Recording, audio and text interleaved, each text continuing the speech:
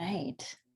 So give this a couple minutes, but so this week I'm going to be going over things that you need to know in regards to weight fluctuations. So I'm going to talk about cycle-related weight fluctuations, but also just in general weight fluctuations and what you need to know in regards to why you see the scale weight jump up by a pound or two overnight when you've not done nothing different.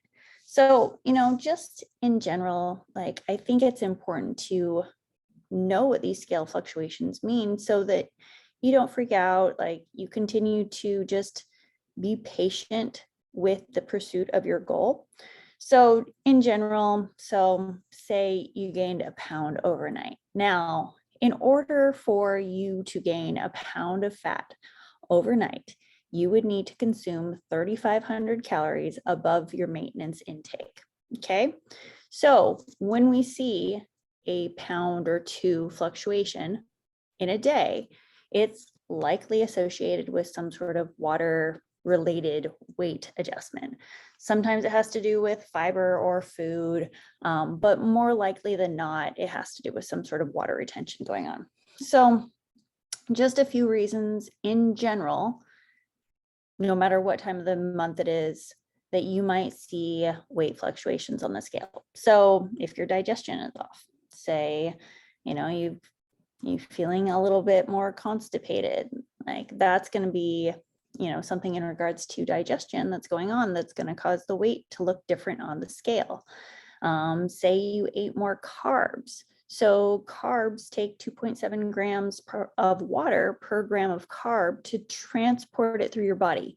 It is not body fat. It is important for your hormones to function. It is important for nutrients. It is important for fiber. So like when I say that, just understand, like if you see an increase in weight on the scale, and you had a higher carb day the day before, it is likely the water needed to help transport those carbs through your body. It is not fat. That's one of the reasons why when people go on keto and they cut carbs, they see a quick decrease in weight on the scale. It is not body fat unless you are in a deficit that you see an actual body fat decrease, but I digress. Say you are under large amounts of stress. So stress will increase inflammation in the body. So basically that requires some sort of increase in water to a inflamed area in the body, which will bring nutrients in that increased fluid.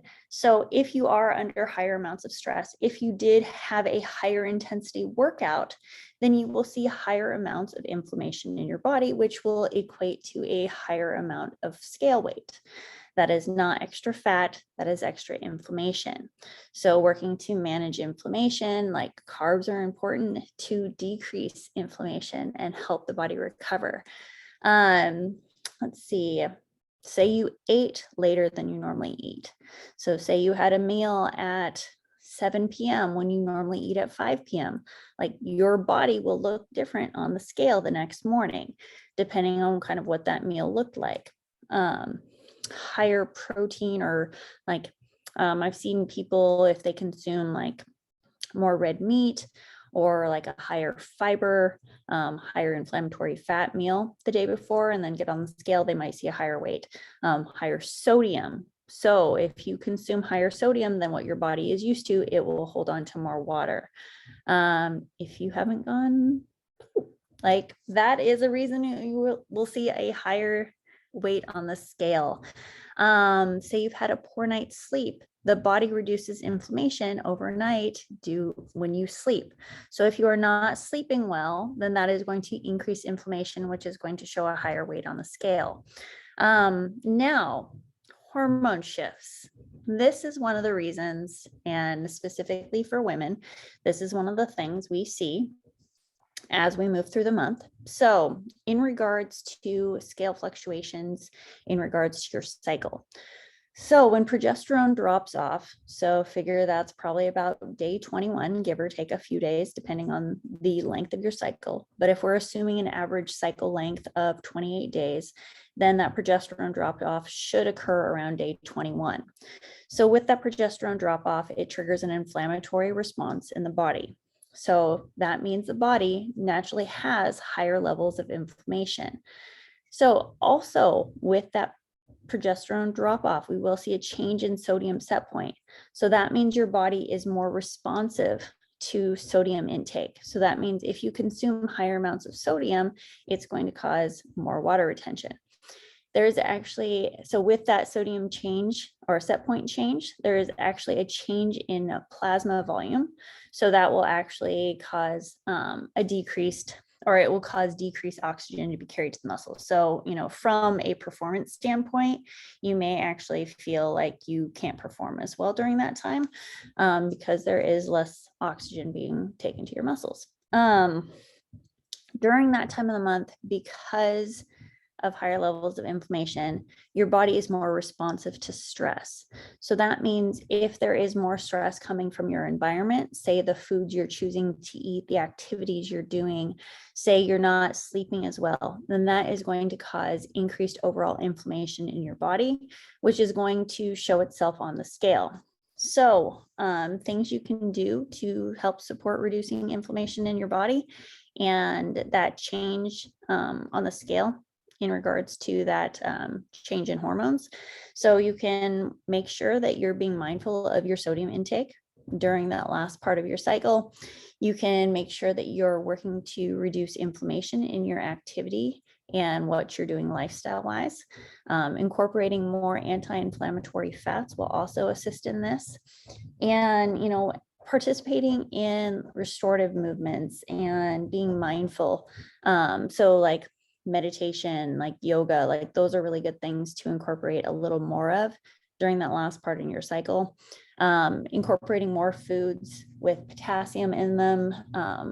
So they will have a potassium sparing effect and allow for higher levels of urination. So removing more water retention. So those are just a few things in regards to understanding what the scale is telling you, so that when you get on it, if you do see the scale going up, it is likely just due to water retention.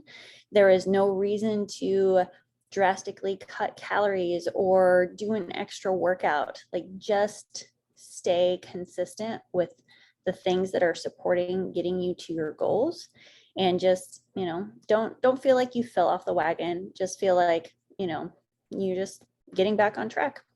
Like, just don't miss a beat. And just, if you do, find that you ate something and suddenly you see the scale go up, it's likely water. Increase the water. Oh, that was another thing I didn't quite mention. So water intake. So if you are dehydrated, you will actually potentially see an increase on the scale, because the body has a 24-hour negative feedback loop that when it senses that it is dehydrated, it will upregulate hormones in regards to holding on to water. And you will actually see an increase in water retention till the body senses that it is in a safe place water-wise, and it can drop some of that water. So if you do see the scale go up, increase your water intake, increase your fiber intake, move appropriately. Don't overdo it. Just go back to your regular schedule of movement and incorporate anti-inflammatory foods, fats, lower sodium and higher potassium foods, and restorative movements, and you should be fine. So hope that was helpful. Yeah, and I hope everyone has a wonderful rest of their week. I will talk to you guys soon, or again at some point. Okay, bye.